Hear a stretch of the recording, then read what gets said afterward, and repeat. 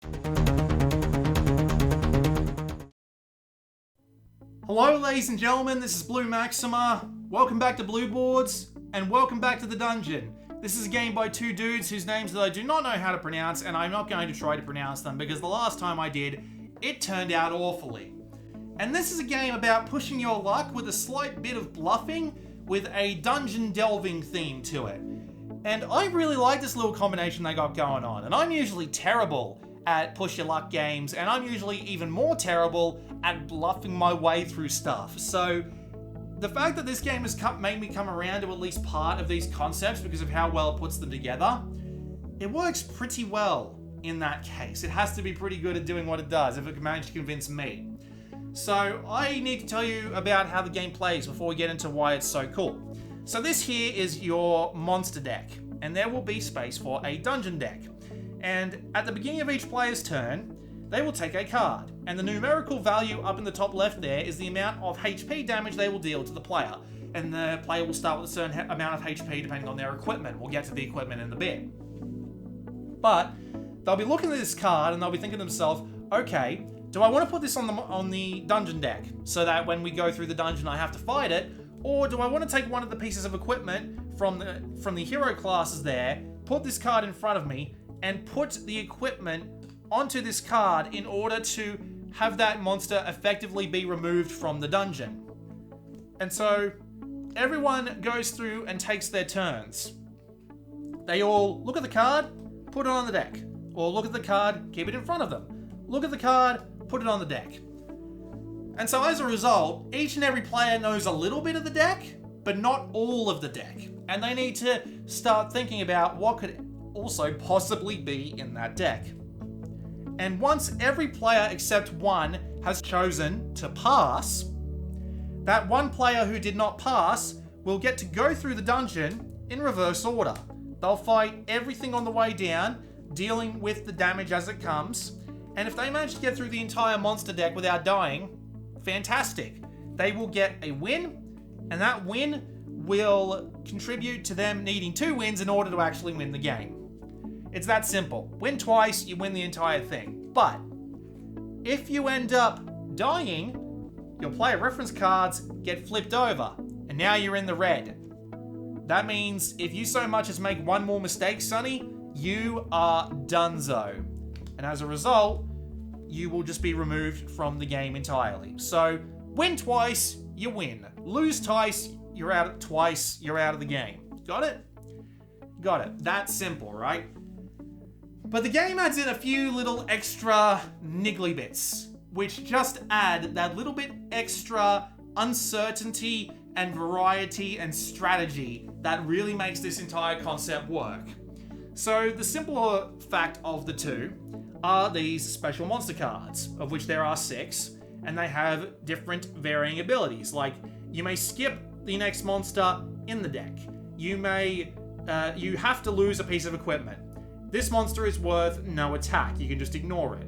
This monster is worth 4 attack normally, but if you have 1 victory, it's worth 8 attack, and therefore it will be a real pain in the neck. This one, the Mimic, is how much equipment you've got left, and this one, the Shapeshifter, is how far down in the deck it is. So if it's the 8th monster being encountered, it's got a strength of 8. You take 2 of these special monsters and shuffle them into the monster deck at the beginning of the game, so that there's a little bit of an unknown in the deck as you're looking through, and you can use this to your advantage in the first couple of rounds.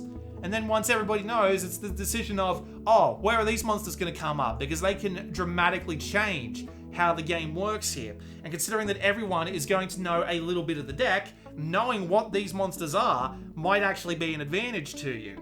And so as a result, it just adds that little bit of flexibility and variety. And thankfully the game is not too insistent on card counting. So not only are there 1 of each special monster, and you can only have 1 of each of 2 of them in each game, you've also got a reference here as to how many of each kind of monster there are. And you can also see the little symbols here, which are actually really useful because it tells you what they defeat. So look, this here and this here, that means these 2 work on each other. Nice and simple. Keeps things easy, more or less. So yeah, the dungeon deck is varied, everybody knows a little bit of it, and everybody's just trying to push each other just that little bit harder into going for a deck that they themselves know that they can't beat. Or they're trying to convince the other players that this deck is a lot harder than it looks and trying to get them to pass so that they can go down into the dungeon and get an easy victory. But this is helped out by one more mechanic, and this mechanic is the kind of genius bit. These individual character classes have 6 unique pieces of equipment that they start with every single time. And these 6 pieces of equipment will make a hero much stronger. So normally, a hero would start on 3 or 2 HP. But then they would get a little bit extra HP going on here. And then the rest of their equipment adds a bit of special bonuses to it. So the Dragon Leash can defeat the dragon, which is the strongest monster in the entire game, and then the monster that follows it up. So the correct usage of that equipment would be incredibly useful. They can also defeat duplicate monsters, so if 2 vampires come up, the second one just dies, and you don't even have to worry about using that equipment up. You can just keep it as long as you want it. The Great Sword, which can take out a 5, 6, or 7 monster, depending on what's picked, and the Family Crown, which makes her a little bit more of a glutton for punishment. So as a result, the princess has a lot going for her. But, remember what I said earlier? So you can choose to put a card in front of you, and then take a piece of equipment and use it to cancel out that monster. The hero now no longer has access to that equipment. And this is where some really cheeky stuff comes in. Just to give you one of the more bare bones examples of the concepts that the game's playing around with here. Let's say that the dragon has just come up and I'm looking directly at it. It is in my hand, I'm looking at it, and no one else knows that it's here. Now I've got a choice. I can put this down and just leave it on the deck and hope that no one else takes the Dragon Leash. Or I can decide to put it down, then when my turn comes around, instead of putting the next monster on the deck, I can take it and use this next monster to get the Dragon Leash away. And then I can pass, so that the entire game has now become a hell of a lot harder for everyone else. Or I can use the dragon to take the dragon off. So someone might think that I've seen the dragon and it's in the deck already, but it's not. It's right here. And that's where the game gets really interesting, because you can use these pieces of equipment to bluff your way out of some of the most ridiculous situations. And it's great, because you can be like, oh, this is a number 7 monster? Well, I'll just pass off the Great Sword on the next turn, so that nobody can take out that number 7, or at least they've got a lot less of a chance to get rid of it, because the Royal Scepter won't work on it. Or I can just decide to take away the Family Crown, just straight up. I can just get rid of it and make it so that the princess suddenly has a much harder time getting through those lower tier monsters.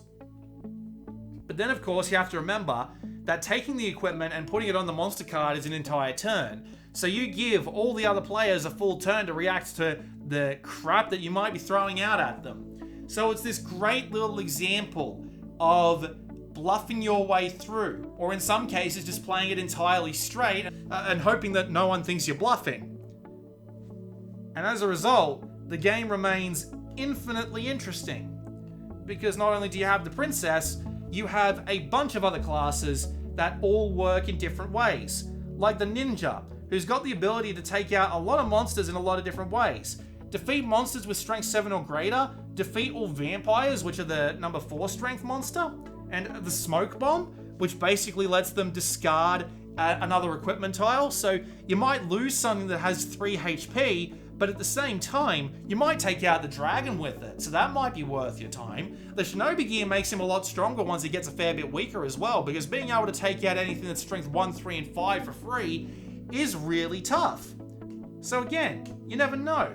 Get rid of the smoke bomb early so that no one else can really take advantage of it. You see the dragon and you're like, okay, let's get rid of the ninjato, but then someone else calls you bluff on it and suddenly you're the one taking on the dungeon.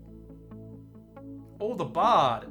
who has a lot of stuff related to odd and even numbers. So they defeat an even strength monster just the once, and if the next monster is even, you get to do a second one. Defeat one odd strength monster, which can be 7, 9, 5, or 3. And if your HP is less than 5, odd strength monsters deal 1 and even strength monsters deal 2. So the weaker he gets, the better he gets, basically. Not to mention the flute. If you've seen 2 goblins and you're like, I just want to do a little bit of extra damage, just take the charming flute and make it that little bit harder for him. Or, arguably, the most interesting class of all, the Necromancer. He's an interesting little bugger, he is. So, his tiles let him defeat a few monsters a few different ways, but defeat vampires and add their strength to your HP. So if there are 2 vampires in the deck, you want to hang on to that.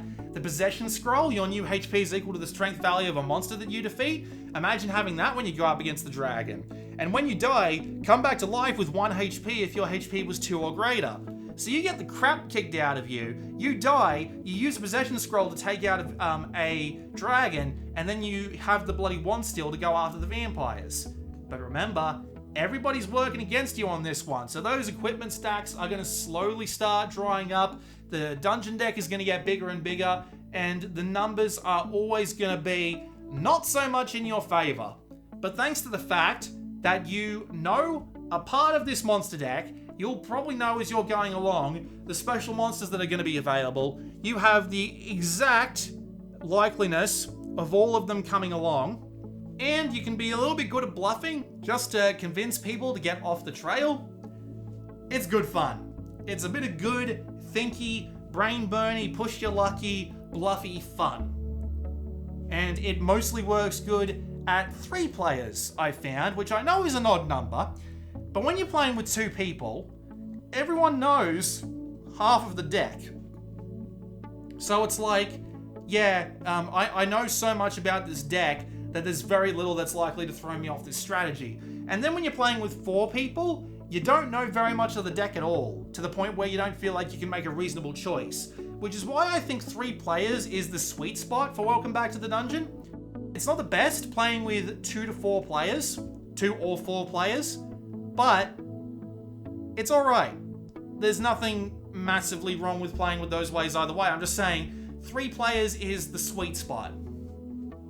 It's also kind of neat that this is technically a expansion to another game called Welcome to the Dungeon, but this is also technically playable standalone. But if you get your hands on Welcome to the Dungeon, you can take the characters from that and just slot them straight in. And you can have a game where you're a different class every single round.